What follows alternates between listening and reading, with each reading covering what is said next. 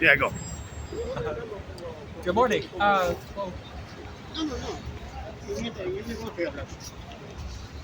Right, my name's Mark Saxon. I helped found New York Deafblind Advocates in 2021.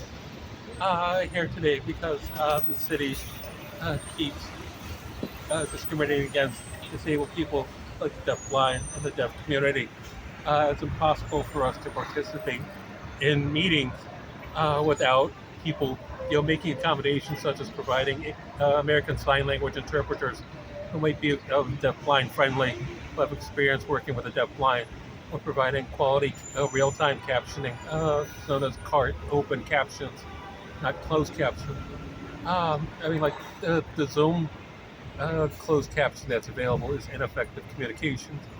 But I'm here because the Department of Transportation, New York City Department of Transportation, Commissioner Ydanis Rodriquez decided to organize a disability stakeholder meeting, which is fine. It's lovely. It's wonderful that the commission, the Department of Transportation would try to do outreach to the disabled community. Um, they don't understand how to make hold meetings in an accessible way. I tried to go to the first meeting in November. Uh, the, there was problems arranging the cart, and then the cart captioners left at the last minute, um, which was incredible. You're in a room full of your colleagues, and the Department of Transportation just lacks training of their employees, and Commissioner Rodriguez should be aware of this. There was a meeting held yesterday, and the cart captioning again did not work. Um, it's pretty fantastic that you have to go with 2023, and the Commissioner of the Department of Transportation is organizing a disability stakeholders outreach meeting. Uh, the ASL captioners left at 4 before the end of the meeting. They had to track someone down to come back for the last 15 minutes, but so the ASL interpretation was suspect, and the real-time captioning, did not work, and these people just, they continued on with their meeting, and they just don't understand that it's like, look, you're discriminating against people, you're blatantly discriminating people, and you're showing how poorly trained the staff is if they can't figure out how to hold meetings accessible in 2023. And Commissioner Rodriguez should resign. I mean, it's disgraceful that he thinks that he's doing a good job. I mean, it's ridiculous. And then, and that kind of follows through with the accessible pedestrian signals lawsuit. The city, um, the city decided to sue, or decided to challenge the lawsuit.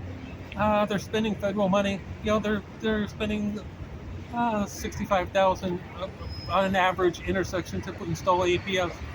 The APS, the accessible pedestrian signal, is meant to help people with low vision, deaf, blind.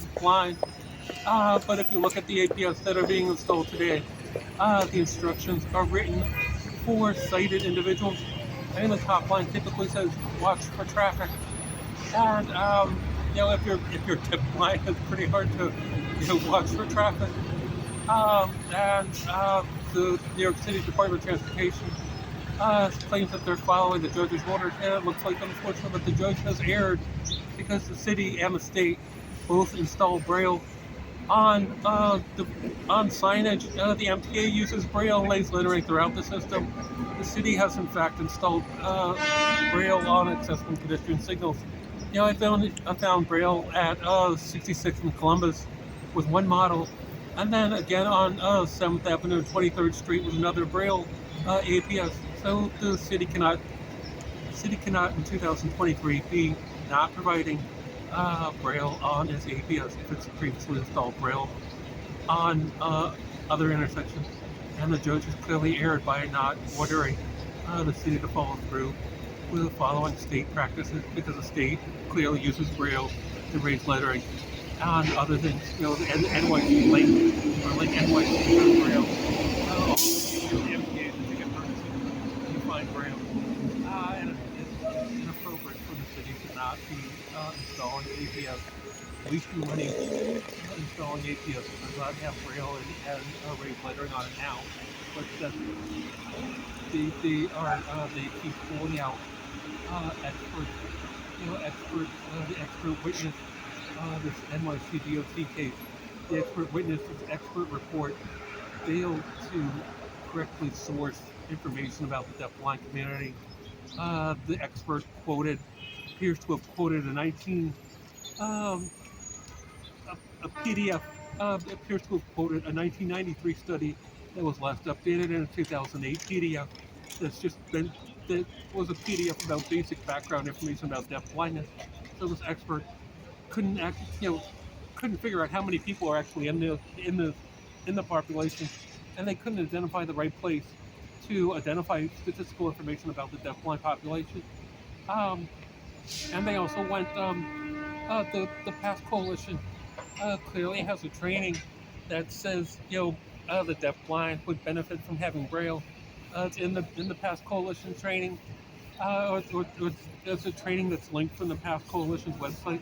The Past Coalition is made up with the blindness groups, the NFP, New York State, American Council, ACB, New York, and a lot of ACB related entities are a part of this coalition. Visions is part of the coalition.